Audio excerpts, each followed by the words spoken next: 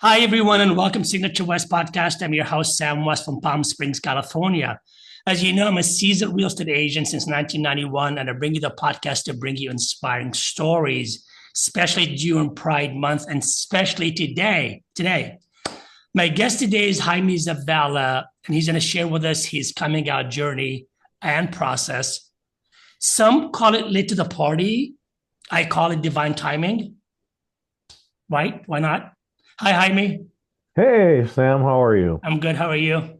Doing well, thank you. Welcome to the party. Well, thanks. It's early, but yeah. Yeah, it's early. Yeah. Um, you grew up in LA. You were born and raised in LA, Yes, I and was. your parents immigrated here from Mexico to LA. They did. In the early What? 70s. Yeah, it's funny. I moved to LA in '75. Okay, yeah. What part of LA? East Los Angeles. Okay. Yeah. And how long were you there till in that area?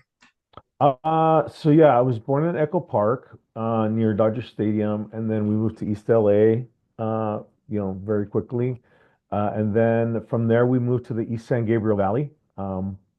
So a lot of people don't know where that is, but I they do. might know West Covina because there's a show, I guess. There is. Yeah, there's a show about West Covina. I have no idea what it is. Something about Oh, some girlfriend, crazy girlfriend, crazy ex-girlfriend. I don't. really? Yeah, I have Okay. no clue because I have not seen it. So yeah, we lived in a town called La Puente, which is a predominantly Mexican community, and I was there until I graduated high school. Went to college out in the San Gabriel Valley at a Christian college, and stayed out there in the San Gabriel Valley through my early 20s, and then went off to UCLA for grad school. So I've been in LA, in the greater LA area, most of my adult life. It's funny when I came out, which was in 1980. Um, And for some reason, all my friends were in Alhambra, Monterey Hmm. Park, Pico Rivera. Um, in fact, the person that brought me out, Mario, he lived in Monterey Park. So that Okay. was I spent like that. And then somehow when I started college, I sort of like went to the West Side and then sort of like things changed and evolved. And, you make new friends and you go from there. Yeah. Yeah. Yeah. What was it like growing up, and when did you have any kind of inclination or desire or attraction to the same sex? Yeah. So, grew up in a very traditional Mexican household, Catholic, as most Mexican families or Latino families are. Maybe that's changed nowadays, but traditional Catholic home. Um, both of my parents worked, and very much a machista family. My dad was very much a machista. Nowadays, it's very different. My dad is a very different person. Um, but traditional, kind of roles that men have, women have, that was expected of boys, and girls, your traditional gender roles. And then religion kind of didn't play a big part of my upbringing up until about I was like about 7 or 8. But then it became a big part of my upbringing. Um, I remember as a little kid, crying was like not okay for boys. Like boys don't cry. Isn't that a song? By the Pet Shop Boys or somebody. Anyway. Actually, it was a But- movie. I think it was a oh, movie. oh yeah, there is a It movie was, too. yeah, it was, yeah. Um, anyway, yeah, so that was like something that was just not, you are not to show your emotions as a boy. Like playing with toys, it was like you only play with boy toys. Like I have a younger sister who's 4 years younger than me. Like I would want to play with her toys because I was more interested in girl toys. That was not okay. I still played with them, but I played with them in hiding. Um, you asked about when did I start having feelings towards other boys? I remember like having feelings towards the same sex around 5. And I still kind of remember this memory of playing house with my cousins. I have an older brother and then two male cousins that are around the same ages as my brother and I. So the four of us kind of grew up together, and we played. played together as we would be at each other's houses, and we were playing house or something like that. And I was like, I'll play the mom because I kind of felt like I had the feminine role. I felt like the feminine person in that little circle of the quad of the four of us. And that was around the age of 5. Um, I remember being introduced to pornography like around 8 or 9 through those cousins, their dad, my uncle. They were like, "Hey, we But found that, my." that was straight. Yeah, yeah, yeah. It was Okay. straight porn, Yeah. but there's still, Right. male Right. figures in the Right. pornography magazine, and I was not looking at the women, I was looking at the guys. Right. And it was, very much I was interested in men. Um, but I knew that that was wrong, there was something wrong with me that was not okay. Um, so yeah, I mean, I kept it hidden most all of my life because in the context, in the surroundings that I was in, it was just not acceptable. And then you hear all these terminology, homophobic terms being, used around, like, in family settings, at parties with and we had a really big family. We every other weekend there was some kind of party, festivity, baptism. There was never a reason why we weren't together. We were always together. And you're around family all the time, and there was, like, homophobic slurs thrown around left and right. And so you pick up on that as a kid, and if that's the way they're talking about gay people, then you realize really quickly, then there's something, like, that's not okay. So why would I say anything? And this was in the, mid, late 70s, early 80s, and there's no way in hell that I was gonna say anything. And then you got married at in 2000. Where's my notes? Um, 2004. 2004. Yeah, but I mean, there's a lot of stuff that happened between that. Of course, of course, of Did you want course. me to talk about that a little No, no, bit? we'll get to that. But I want to know what made you get married to Yeah, straight to a woman. yeah. I think it was I always wanted to be a dad. Um that's something that was always kind of in my heart. Like, yeah, I just always wanted to be a father. Um, Well, you could have become a gay dad. Well, you are now, but you could have became yeah, but that was not as common back then. right. I don't even in the early 2000s, there were probably gay dads. Very few. I was, I wasn't around the gay And it's community very very much. expensive. Yeah, Very it was expensive. expensive. Or you could do foster care, which probably wasn't very common back then. Right. Right. Um, yeah, so yeah, first, really, more than anything else, I didn't, my faith back at the time and the way I lived out my faith, being gay was not an option.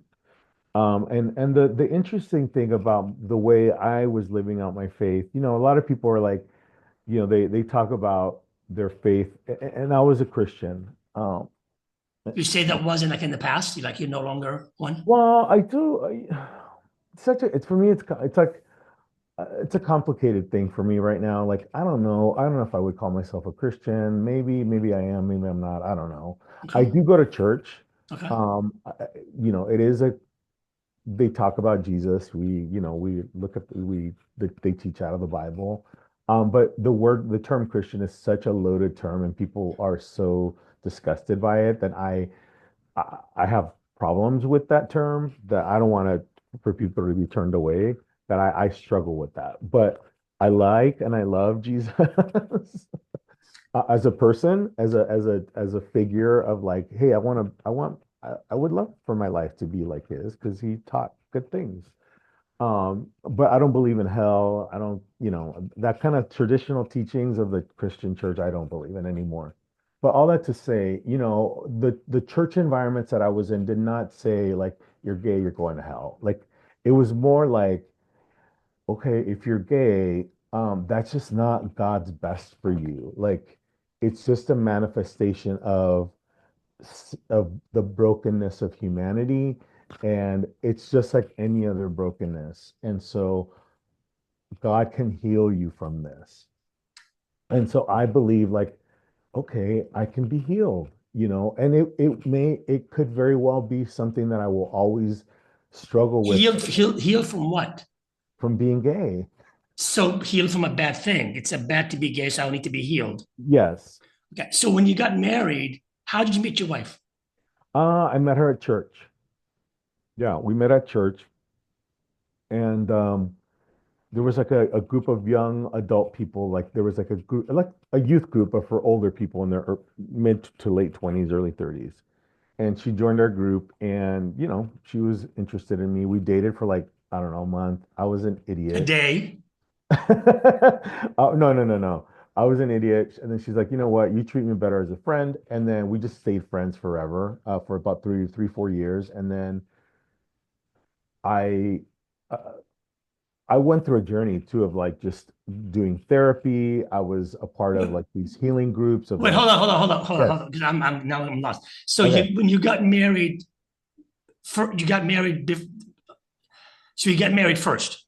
No, no, no, no. Oh, you did not. We dated for a month. Okay. Then we stopped dating. Then Why we did you just stop stayed friends dating? Why did you stop because I dating? was just an idiot. I was a jerk to Okay, her. you weren't clear. It just did not work. The gay topic No, was not did not come up. no, we didn't. We didn't Okay, it talk just did about not that. work out. Yeah. All right, Then continue. we just stayed friends. We were in the same friend group. And Right. then 4 years later, I said, you know what? I'm interested in you. And I just want you to know, like, I was finally, and during those 4 years of her just and I being friends, I was like messing around. I was having sex with guys. I was, this is before apps and all that, but there was like chat rooms Right, and right, all right, right, those, right. places for to hook up. Uh, And I was doing all of that stuff, still feeling guilty about all of that. because you think you're doing the wrong thing. Exactly. And if you get married, that will solve all your problems. Yes. Yeah. Okay. Um, and I didn't want to do it. Like Do what? You didn't want to do I what? didn't want to have gay sex. I didn't want to be gay. And so I finally was like, okay, I'm going to God, and this is like my God, I'm going to surrender to you. Okay. I give up. I surrender. And right around that time is when I went back to who now is my ex-wife, and I said, hey, I'm interested in you. And by the way, I'm struggling with same-sex attraction. That's the term that they use in This the is before you got married. yes. So you actually said to her, you kind of confessed. Yep. You came clean. Yes. Okay. And she cried. For you or for her? For her, I think she was probably like, um, It's like, interestingly enough, damn. she has a brother who's gay. Was he out at the time? Oh yeah. Okay. He actually lives in Palm Springs. No, but was he out at the time when this Oh yeah, conversation took he's place? been out his entire life. She also has a Were brother. you and him friends at all? We were nice to each other. I mean, I don't know if at this point I had met him yet. I definitely met him after we started dating. Um, So when you met him and now you like her or you want her, you want to use the word use her to purify yours, to clean, to cure yourself.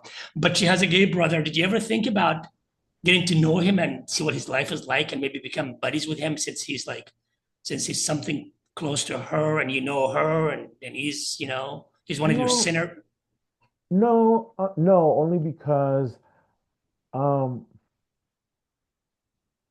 I guess I wanted to be respectful of like that her relationship with her brother. And I kind of like I don't know. I feel like I kind of already knew what the gay lifestyle was. I didn't need to find out through her brother. That was my what I understood back then. Um, and I But he also was a familiar, he's close, he was a familiar asset. Like you said, you know her, you like her, he's a brother as opposed to he's not a stranger. You must have trusted him a little bit more than the guy next door. yeah, but she and him, they're siblings, but they weren't like super duper close. Okay. Um, So it wasn't like we were like hanging out together with him or anything like that. I mean, we would go to dinners every once in a while with him and his partner, like, but she wasn't very, yeah, there wasn't like their Okay. relationship. They had a good relationship, but it wasn't like they were tight or anything Yep. like that. So you told her, I like you, but guess what? I like hairy chest as well. And then what did she do? I didn't say it that way, but yeah. So she said, okay, well, let's take it really slow. She actually and then went on a trip. She went on a missions trip with an organization down to Argentina. So we were separated from each other for like, I don't know, 9, 10, 11 months or something like that. Wow. So Okay. that gave me time to like participate in like this healing group and I did therapy and all this other stuff. And then we communicated with each other for a while, for actually almost on a very regular basis. She came back from, it was in Argentina. She came back. She thought we were going to get married. And I was like, hell no, like, well, I'm not ready for this yet. So then I was like, I want to go on this missions trip. And so we actually both ended up going to Argentina together. And while we were there, we decided, okay, we're ready to get married. So then we came back to the US, got engaged, planned our wedding, and got married in October of. What happened in that trip that made you say, hey, I want to, I want to do this? I think, there was a lot of kind of like working out of our relationship, working out of my kind of my internal just issues. Did it work it out really? I think to a certain extent, yeah. I think I mean, I really wanted to be married. I So didn't say, I'm not saying you didn't want to, I'm just saying you went on the trip to heal, to work your life out. And then the result was, I'm going to get married to this person because now that's what I want to do. And yeah, I'm asking the question, what happened in that trip that cleared your head that says, I don't want a hairy chest anymore. I want bosoms and I want to be with a female. I mean, that's a great question. No one's ever asked me that.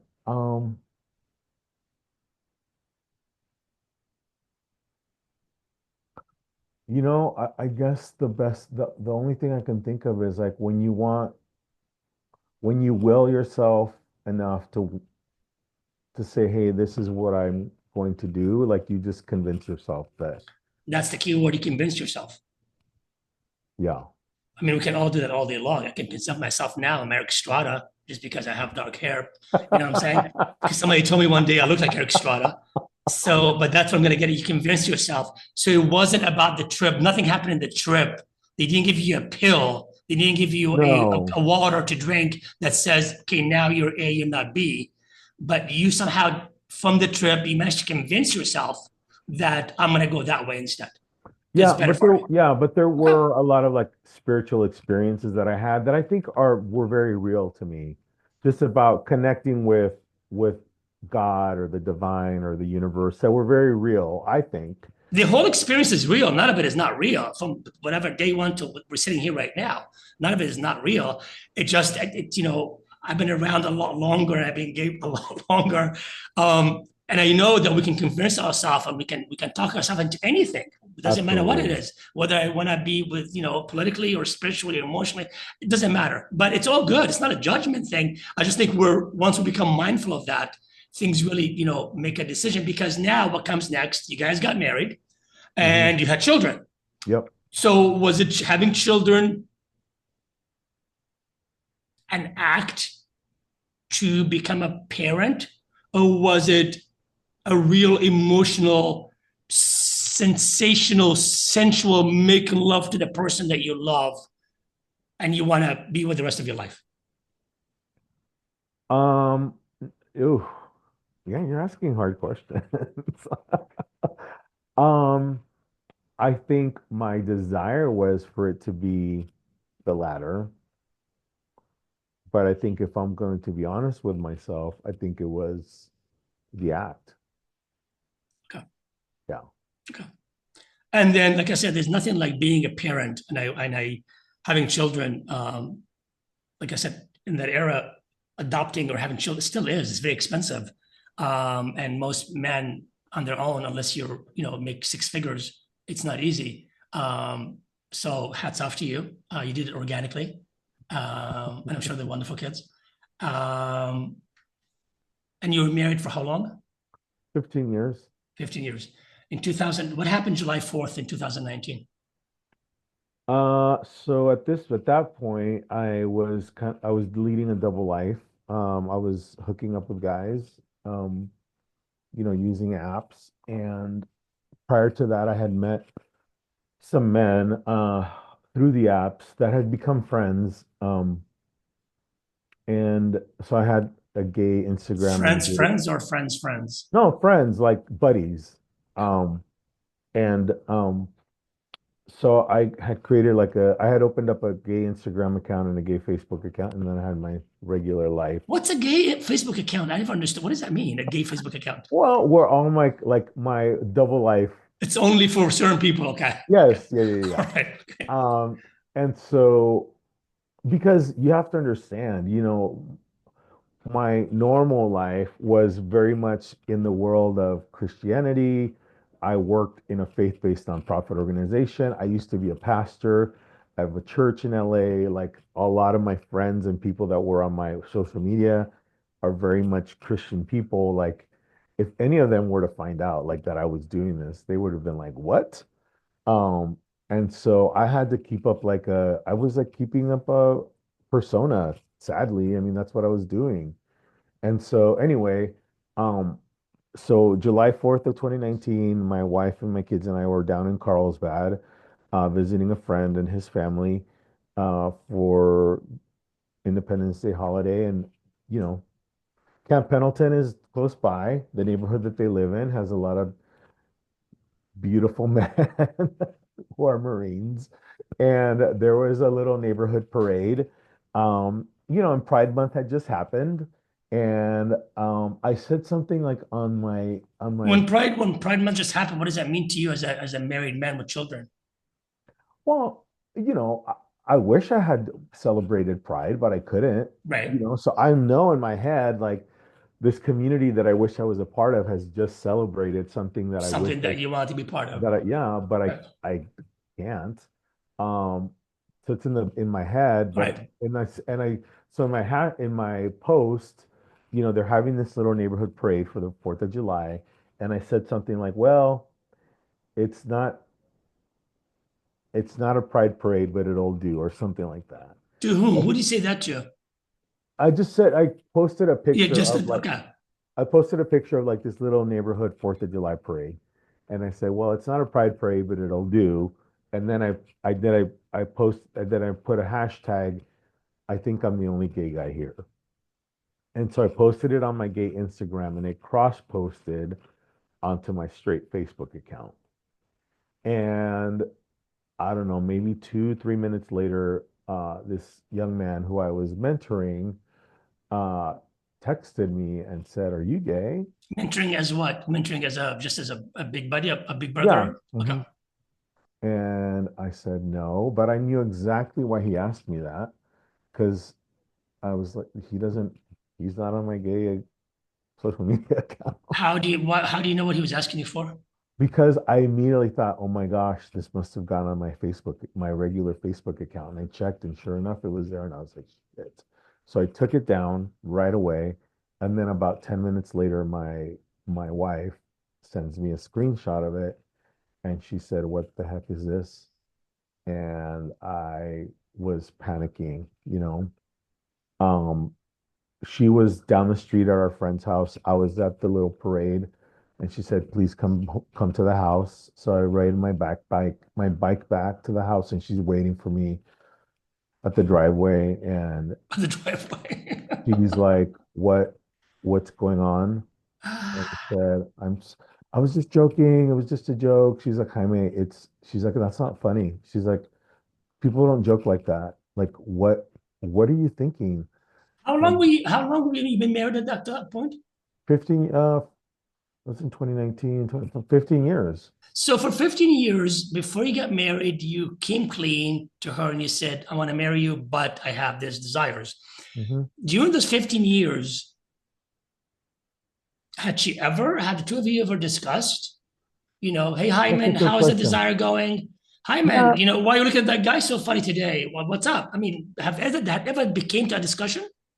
every once in a while she'd say, "How's it going?" And that was like it's like code for All like, right. how's your struggle going? Okay. Um, and I was like, "Oh, it's going okay." And I was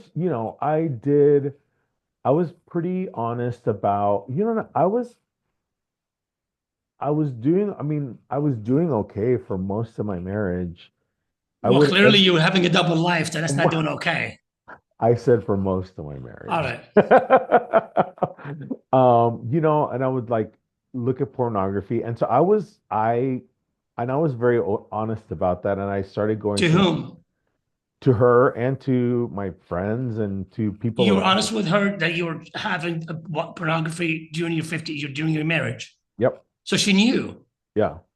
And pornography, straight or gay? Gay. So she knew. Yes. Okay.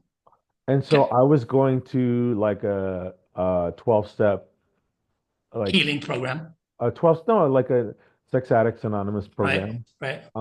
And she was aware of it, Right. and I was very honest about it. And then the honesty began to not be there anymore. And I remember who told me about the apps and when that all started. And it started about late 2016, I think, 2017. So it was about 2 years that I started to mess around and hook up with guys and all that before it all kind Was of fell apart. was when you started doing that, did the attract how was your sex life with her?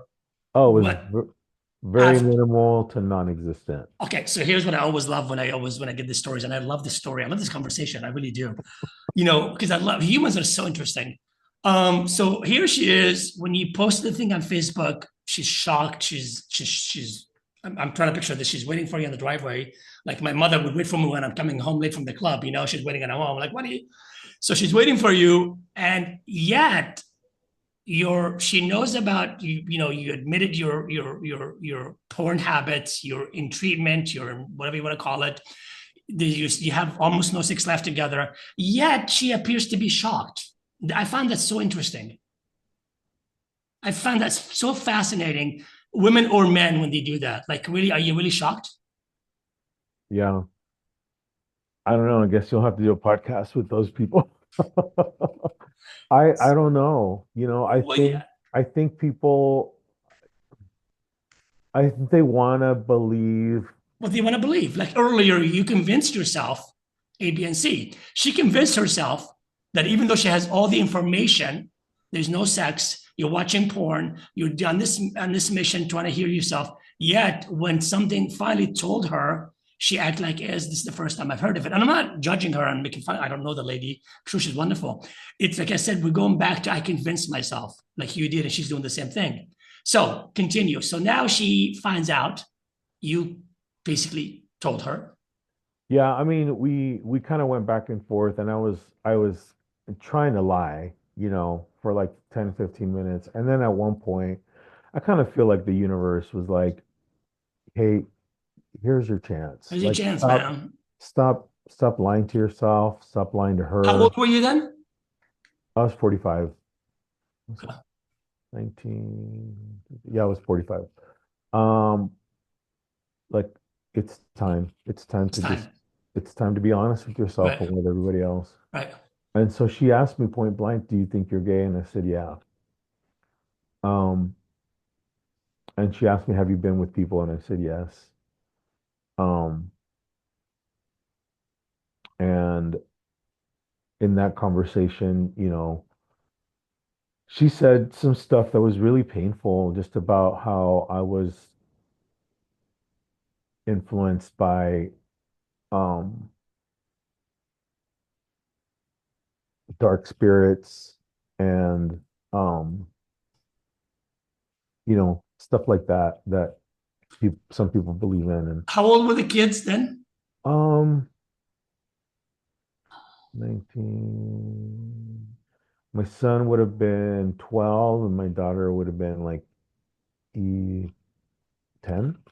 So they're young enough to they're in that age where they can understand something. They can Hmm. understand. They know especially in that era. You know what sex Hmm. is. Um,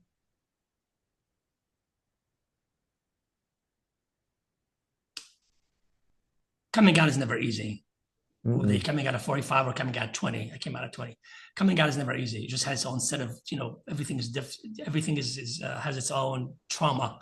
Um, and unless, you're have extremely supportive parents, which you do, by the way, and everything is, perfect. It's okay. So you come out and you start now your new life, Hmm. which is a whole, no, your world's your oyster. You no longer, have to hide. Um, and you're 45 years old, and this is in probably in the 80s or the 90s. When I came out, Yeah, that year when you were 45 years old. 2019. 2019. Okay. Yeah. So How old do do you think you, I am? I don't know. I don't know. I'm not 85. Do I look that So old? when you came out of that age, I always ask people that. I was curious about that question. Do you feel that you missed out um, during the 80s and the AIDS era and what happened and how it happened and what we as a community have experienced? Even the 80s were different for anyone. Um, well, obviously you're 45, you're not 20. So what you do at 45 is not what you can do at 20. So do you feel that any sort of, I don't want to say regret, because like I said earlier, divine timing is divine timing. Do you feel that you missed out on the younger gay days? Yes and no. I mean, part of the reason why I didn't come out was because, you know, I, during the AIDS crisis, Ronald Reagan, that whole era, I was Terrified? 15, yeah, 15, 16, 17, 18. I remember I was in college. I was a part of this leadership program where we went up to San Francisco and did like a week of community service. And one of the programs that one of the organizations that we went and served with was an organization that provides meals to people who were in their last stages of life due to, they were dying of complications of HIV and AIDS. And it was heartbreaking, and this was in 1992. Um, Heartbreaking to watch or heartbreaking because it's few people that you can relate to? Both, Both. Okay. and I remember thinking like, what, this is what I have to look forward to. Like, why would I want that for myself? And so I didn't, and I hear so many of my friends now, um, talk about what life was like, you know, in those days. And there's nothing about it that sounds amazing or sexy or fun. It was horrible. And Yet, if I may say, it's an experience that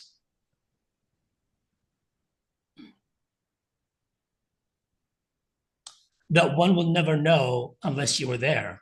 absolutely. And it set the stone, it paved the way, and it's an experience emotionally for us, for the ones that went through it. Not necessarily that you had to experience it to feel the pain, but yet it's like giving birth. My God, Yeah. there's nothing fun about giving birth. God, Mhm. it's painful. So why would I want to go through that? But Yeah. yet, going through it, you feel that experience, that pain and joy, and all of that, and the overcoming and the rebirth and all of that. Yeah. Um, Oh, I will say there is with all of that, and I know there's so much respect and gratitude that I have for the LGBT community for everything that happened during that time, the advocating, the fighting for rights, that I know so many people had to go through, and now so many of us benefit from that. So there's a little bit of like, I feel guilty, like I I was too afraid to come out. Um, and yet I get to benefit from all the hard work that all those people, including you, and the pain and all of that you all had to go through. Does that make sense? Absolutely. That's one. Absolutely. I'm nodding my head is yes. The irony is you. The reason we're talking because you got casted to be in a film called Late to the Party, which Hmm. just aired last week. It's on Hulu, and I saw the film. How did you get casted to be on that film? How did they find you? My friend actually is one of the producers for World of Wonder, who is the production company that produced the show. Right. And he had this idea years ago, and we met through a gay uh,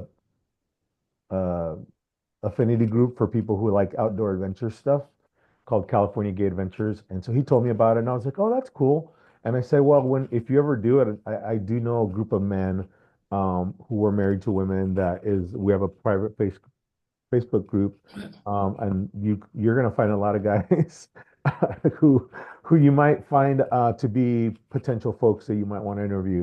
And Right. so when the time came, he's like, "Yeah, can you get me in contact with those people?" And I said, "Sure." And so I put a little thing on Facebook, and a bunch of guys, came forward and said, "Yeah, I'm open to being interviewed." And he said, "Jaime, can I interview you?" And I was like, "Yeah, of course." And they narrowed it down to a few people, and then he picked me, and I was like, "Are you sure? Like, you want me to be the one of the people?" I actually honestly didn't really care. So when he asked me if I wanted to be on TV, I was like, "Sure." Um, so yeah, that's how it all happened. And ironically, which I did not know this till I watched the film because I didn't know you. You came out in the film as HIV positive To my to sister, your and sister. yeah, Yeah, and I don't know if you um, came out to your dad or not. That wasn't shown, but yeah, I didn't. you still I have not. just, I well, I did last weekend. Oh, My parents were in Mexico uh, up until last Saturday, and so when it aired last Friday night, they weren't home yet, and so they came home last Saturday night, and then on Sunday, I went over to the house and we said, "Hey, well, let's watch it together." So before we turned it on, I said, "Hey, by the way, I wanted to share something with you." how did that And go? it was it was the most uneventful moment. They're like, "Oh, okay." Um, they're like, "We love you." You know, that was it was like so like not a big deal. I have to tell you, soon after I saw the film, I love documentaries, number one, and I love documentaries, number two, um, and I love good stories. That's why I do this podcast. And I have one criticism about the film, but what I was thinking when I was watching it, I said, you're very great. You're very lucky. I don't want to say the word lucky. Um, you're very fortunate that you had your parents, and I'm supposing your job place as well, and your friends open up their arms and accept you, because part of coming out, post coming out, people have to deal with their job situation, their family situation, their friends situation. Are they gonna like me or not? And it goes on and on. Their city, they might have to move to a different city. They lived in God knows in Mississippi. They have to go like come to LA. So all of that, it's one hurdle after another to try to fit in, and you somehow passed, like speed of light with your parents and I'm assuming your job as well, and you seem to have a good support system. So hats off to you. Thank you. Um, my criticism with the film is that out of the 4 or 5 people that they showed, forget how many, they did not showcase one person, unless I missed it. I was doing so much that night, that was rejected by their parents for coming out. And I thought that was Mm, really, really, really, really very unfortunate, because life is never that happy clappy. that's so true. No. And there's so many cases, there's so many people. I'm one of them. But I was in the 70s, early 80s. So nonetheless, even the man that was 90 years old, somehow at 90, You didn't have one person to say, hey, you lied to me. So all good. So I thought that was really a missed opportunity to Hmm. show that as well, because there was plenty, and I don't know if you know of any, but there's plenty of Oh, stories that tons. completely would tip the scale. So that's my criticism to the film. If they're watching, or if they're hearing, or if you know the producer of the film, you can tell them Sam West said so. Yeah. Okay. Yeah, I'll go. yeah, for the next film. So yeah, congratulations. Thanks, Um, man. Thank you for being here. My pleasure. Enjoy the ride. It's a very strange time. Yes. Um, but as I'm saying this to you, I am realizing that it's not really that strange to people in your era because you've never experienced the other era. Hmm. To be clear, you've never sort of experienced being discriminated against or being have to not be who, I mean, you by choice, you don't want to be, you don't want to come out by choice. For the ones that came out, like when I came out, I still have to I couldn't get married. I have to, some workplaces will look at me differently, all of that. So re-experiencing that now in this era that we're in, it's like hitting a nerve. It's like hitting, being triggered again, which feels a little bit different. So yeah, but it is what it is, and we all play a part in the bigger picture. Whether you came out at 45 or I came out at 20 was still part of the big puzzle. So Yeah. hats off to you, congrats, and again, you're extremely fortunate to have your sister and your dad. That's the only two that I saw. I'm sure you have more, but that's Oh the only two that yeah. I saw. Yeah, I know you have more. Um, and they were very supportive. And considering it was a double whammy, um, you know, the HIV status and coming out, um, honor that, Absolutely. honor that, because most of us didn't get that or don't get that. Yeah. And the one thing I would say to you is, I don't know if you have done it already or not, and I'm not here to tell you what to do, but I'm going to. Try to dig in the libraries of documentaries or films of the ancestors, of the stories. There's so much to learn, just to watch, to learn. And I think that will fill your heart. And that would certainly give you an idea of what the past was like that you sort of quote unquote missed out on. Because maybe you were not there physically, but you can certainly learn about it. Yeah. Like I wasn't there during the Rosa Parks days, but I certainly know who she is and what she did and Hmm. what it did to others, et cetera, et cetera. So that would be one suggestion that I would give you to leave you with. Yeah. What else can I say? The film is on Hulu. Hulu. Um, it's on Hulu, and that's it. There was also on Disney or I think it might be on Disney Plus. Disney Plus. Yeah, Yeah. Disney Plus. So, the Honor of Pride, if you're want to learn about this film and people's journey of coming out, it's a great story. It's not that long. I think it's like an hour and a half, maybe. Watch the film. Watch Jaime and Others' story. And if you love this story, I really love this conversation. For some reason, it's one of my favorites. Thank Um, you. yeah, it is. It's I can talk for another half an hour, but it's been 45 minutes. People usually have the patience to sit. But I do thank you for coming out here and sharing your journey with us and your story. And hopefully we can talk to you in 10 more years and see how it developed and where you are with all that. So And maybe I'll have a husband at that point. look at you. Look at you. Yeah. From the lips to God's ears, as we say. For the listeners and the watchers, I always say if you enjoyed this show, please subscribe. It helps me. It's for free, by the way.